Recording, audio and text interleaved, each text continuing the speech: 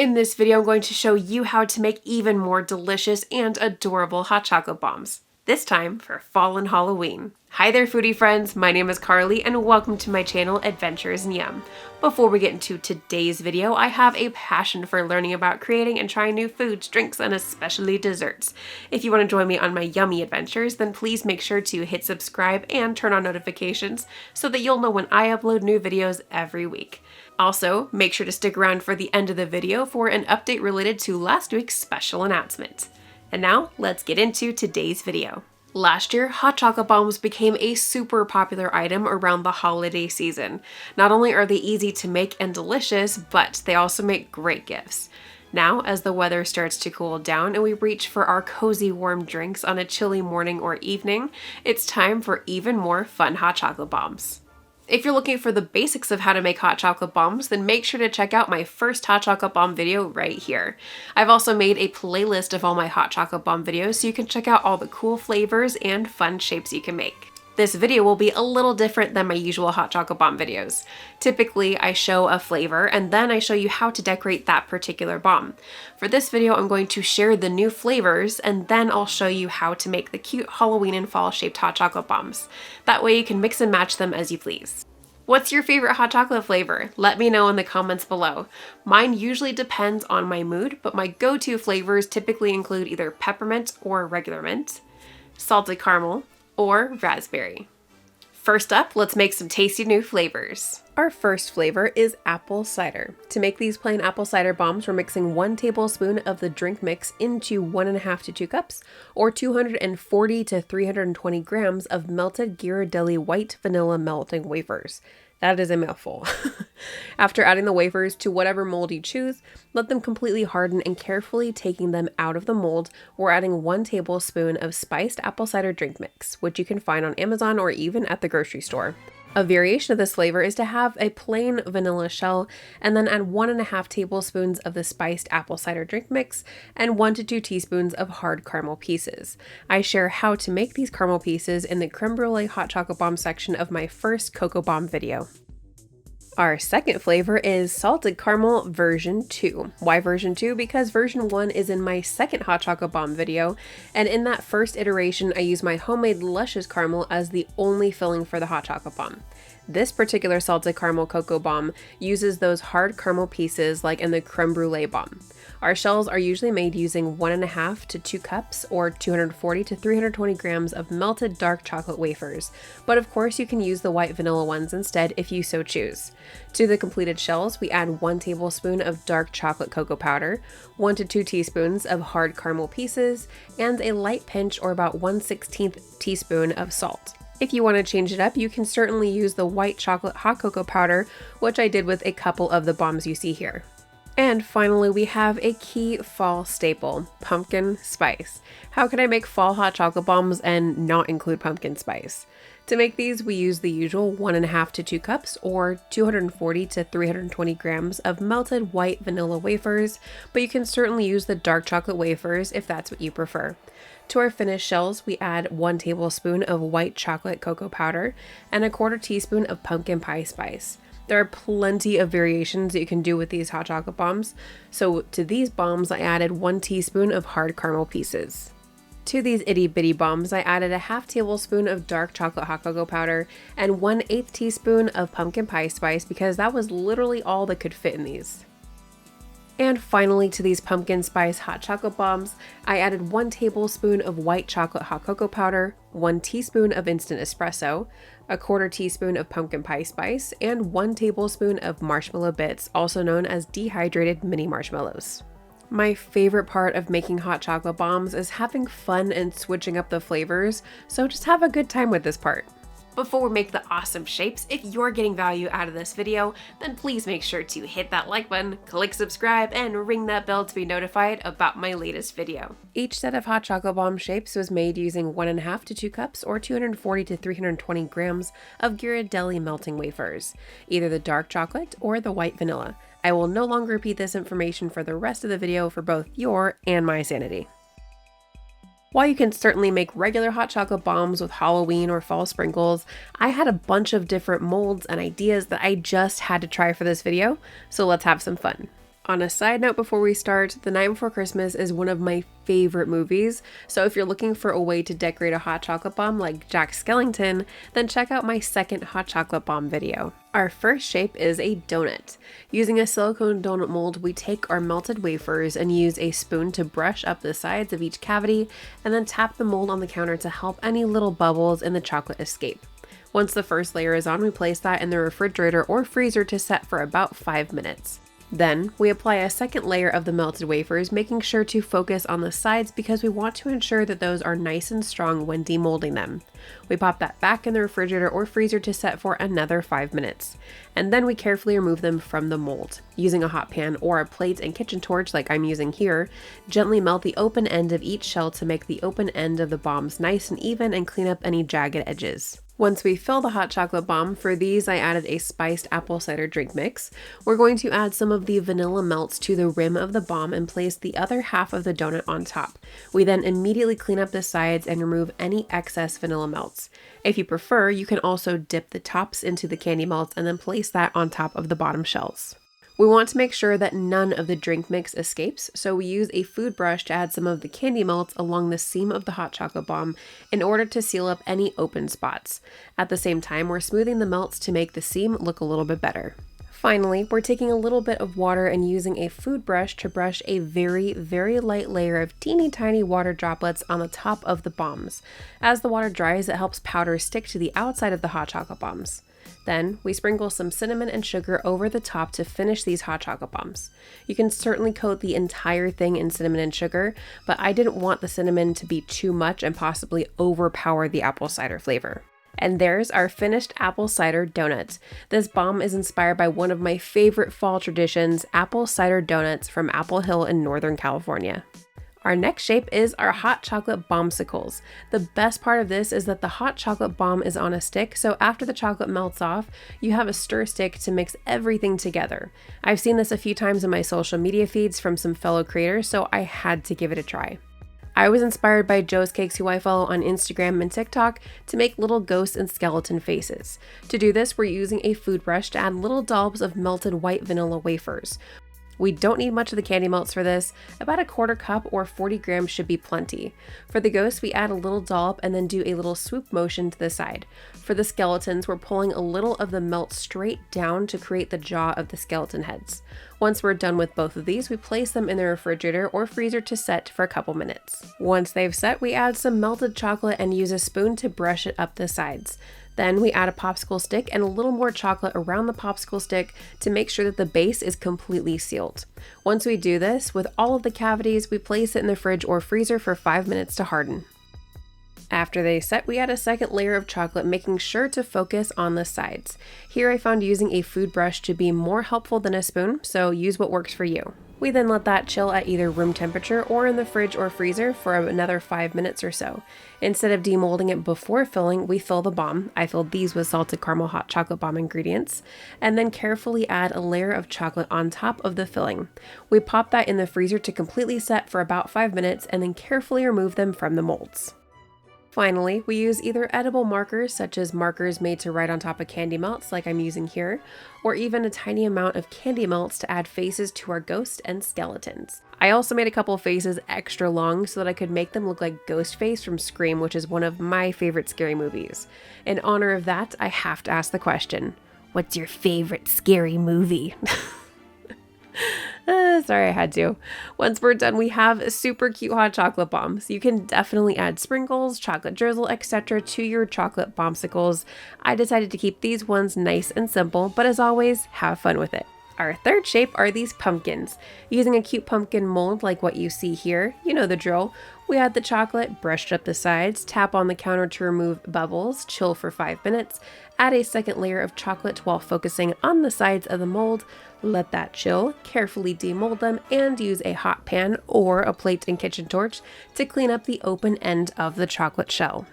We then spread the excess melted chocolate into a somewhat thin layer about an 1/8 inch thick or so.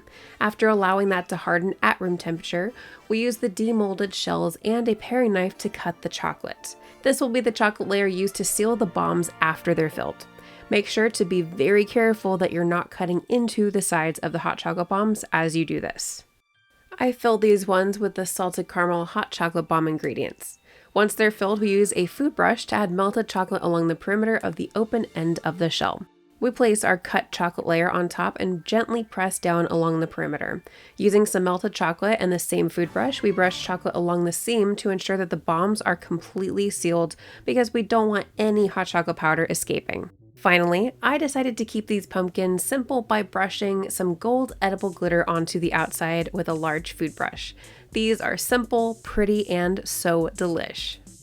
Our fourth shape are these leaves. These are extremely similar to the pumpkins that we just made. We do everything the same, you know the drill by now with making the shells. However, these need additional reinforcement on the sides. Because of all of those grooves, it makes these harder to demold, and because I didn't reinforce them enough, I actually had multiple leaf casualties and only ended up with 2 hot chocolate bombs. But hey, we live and learn, and I definitely learned a lot by tackling a more challenging mold shape. Once they're demolded and the chocolate bottom cut out, we of course fill them. I filled these with salted caramel hot chocolate ingredients, except I used white chocolate hot cocoa powder instead of the dark chocolate just to switch it up a little. After sealing them, we use a food brush to brush a very light layer of water all over the top of the bomb. We do not want much water at all, only enough to have tiny little droplets that will help glitter stick to the outside of the bomb as it dries. We then use a large food brush to apply a combination of yellow, orange, red, and gold edible glitters to the top of the hot chocolate bombs. And there we have our pretty leaf bombs. Our fifth shape are these freaking adorable little ghosts. After making the shells and cleaning up the bombs, we're using an offset spatula to spread white vanilla melted wafers into a thin, even layer.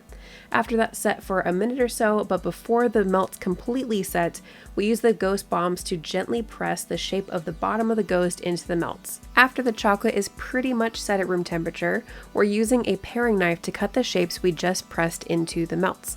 Then we pop that in the fridge for about 5 minutes to completely harden.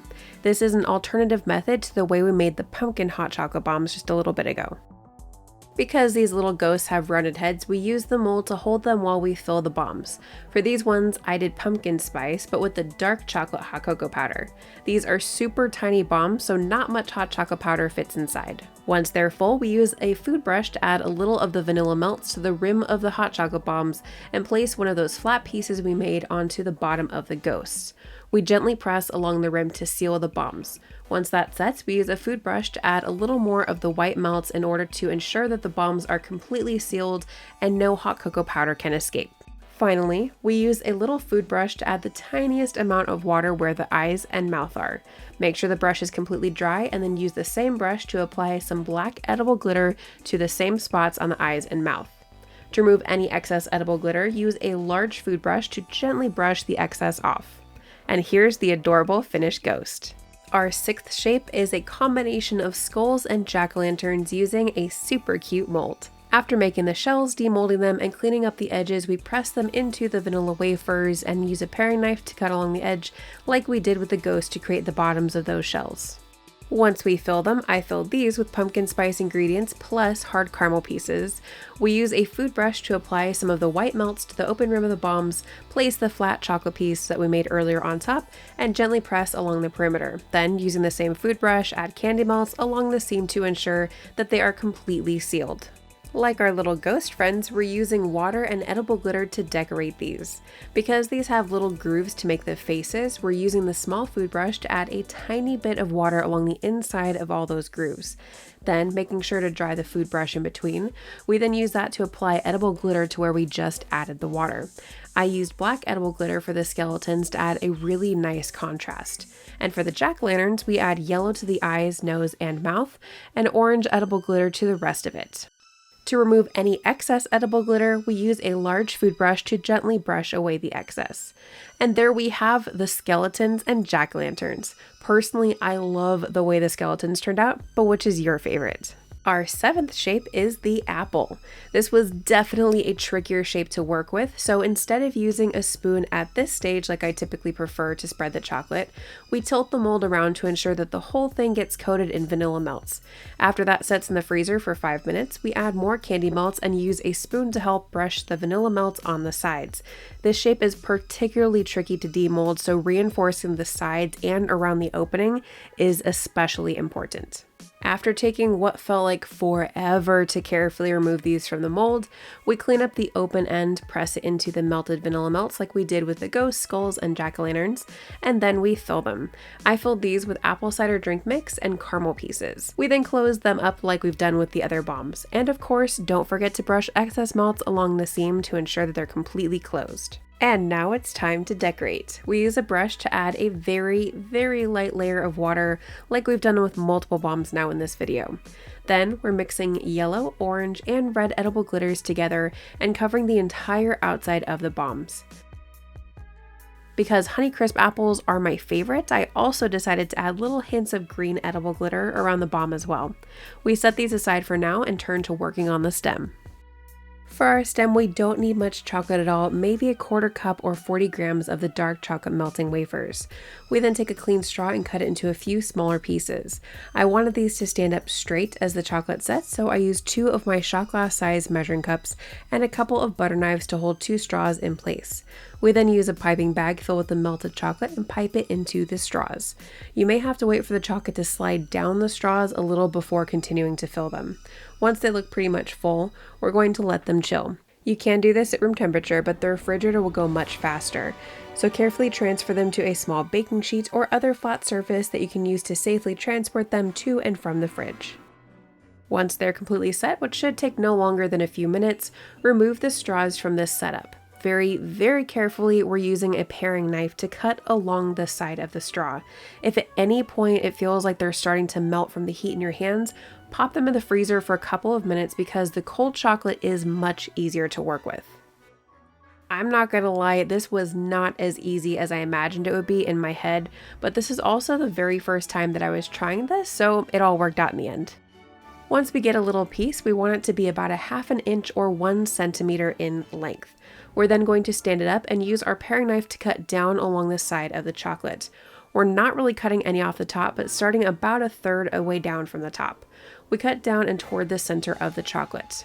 Slightly rotate the chocolate every time to make it even all the way around. What we should be left with is a piece of chocolate that kind of looks like a stem. Carefully, we're using our kitchen torch to barely warm the very top of the center of the apple. Then, we gently place the chocolate piece into the center. If you don't have a kitchen torch, you can lightly melt the bottom of the stem and then use that to adhere the stem to the top of the apple. I love how this apple bomb turned out. I've actually had multiple people think that it was a real apple. What do you think? Our 8th and final shape is a witch's cauldron. If you've seen my pot of gold hot chocolate bomb tutorial from my 4th hot chocolate bomb video, then you'll see that they are extremely similar in how they're made. To our melted dark chocolate, add a few teaspoons of black food gel to the chocolate. Next, prepare the shells the same way that we prepare all of our shells for the hot chocolate bombs. Pour the remaining melted chocolate onto a piece of parchment paper and spread it into an even layer, about 1/16 of an inch or so. Let it almost completely harden and then cut a few circles using a Wilton D-size circle fondant cutter and a few circles using a Wilton C-size circle fondant cutter with the E-size fondant cutter placed evenly in the center. When removing all the circles, be very careful so that you do not break them, especially the circles made using the 2 fondant cutters because those are much more delicate. Now we're going to cut our half spheres. Make sure that the open end is flat on a piece of parchment paper. For all the shells, we're heating the Wilton D-size fondant cutter so that we can place it on top of the half spheres and cut off the rounded top. Make sure to use something to hold the fondant cutter with while doing this because it will be extremely hot and can definitely burn you. Here, I'm using my food tweezers to hold the cutter and then heating up the cutter with my kitchen torch. Work diligently, but also carefully while placing the cutter on top. You may need to very gently press on top of the cutter with the tweezers to help it. If you feel resistance, you can use your kitchen torch to very, very quickly heat just the top of the cutter. Be careful because if you're too close to the chocolate, you'll melt and ruin that piece. Once you're through the dome, wipe off the cutter and repeat with the rest of your shells. Now that all the half spheres have been cut, flip them upside down on the parchment paper. We're taking the small circles we cut earlier and placing them in the shells. We add some of the excess melted chocolate to a piping bag and pipe around the perimeter of the circles to ensure that the tops and the bottoms are completely sealed. Along the top seams of the hot chocolate bombs, pipe some more melted chocolate. Before that sets, add the open circle we created earlier with the 2 fondant cutters. This will create the lip of the cauldron, which will give a great detail to our finished bomb. Once they're filled, I filled these with pumpkin spice latte mix and some dehydrated mini marshmallows. We're using a food brush to brush chocolate along the edge of the top hot chocolate bomb piece. Before the chocolate sets, we place that piece on top of the bottom chocolate shell. We're then using the food brush to brush excess melted chocolate onto the sides of the bomb to ensure that all open spots are fully sealed. And now it's time for us to decorate. To some melted white vanilla melt, we don't need much, so probably no more than half a cup or 80 grams. We're adding a little green and a tiny bit of yellow food gels. We add some of this to the top of the cauldron in 2 layers for a little more height.